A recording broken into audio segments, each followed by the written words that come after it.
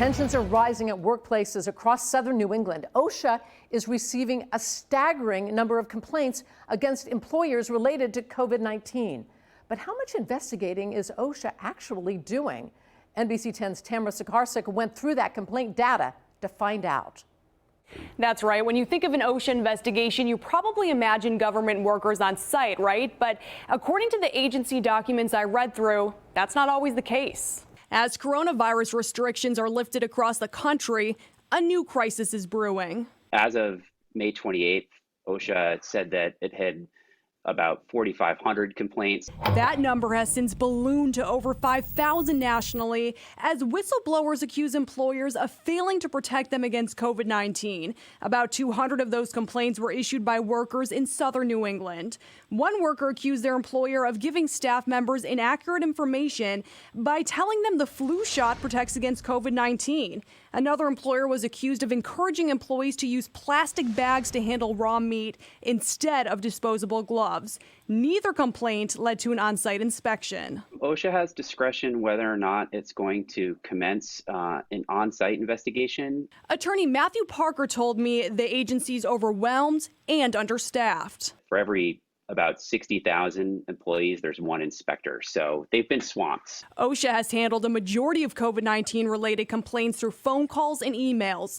I discovered that includes a complaint made against Taylor Farms on April 8th, where an employee accused the company of not following CDC or federal guidelines on distancing or other COVID-19 safety practices. According to internal OSHA emails obtained by NBC 10, that case was closed without an on-site inspection. 2 weeks later, the company reported 100 COVID-19 cases among staff members. Are they just taking the company's word for it that that complaint has been addressed? They're going to be looking into whether companies have been following the guidance, but they're probably not going to be throwing the book at people. That's because there's no book to throw. OSHA never created an enforceable coronavirus-specific standard, which means the agency's COVID-19 related guidelines are completely voluntary. If a company isn't properly distancing people, socially distancing people, OSHA can't do anything about that. The director of the Rhode Island Committee on Occupational Safety and Health told me employees do have other options. Since Rhode Island has implemented its own regulations,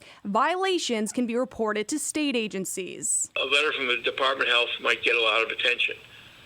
And a letter from, obviously, from the Department of Business Regulation would get attention. As for employers, Attorney Parker says even though OSHA guidance isn't legally required, it should still be followed to reduce liability and build trust. That way, if something awful does happen, at least you can say that we've done our best. We followed the guidance that's out there. And at the end of the day, you want your employees to feel safe coming to work so that you can get back up and running as soon as possible.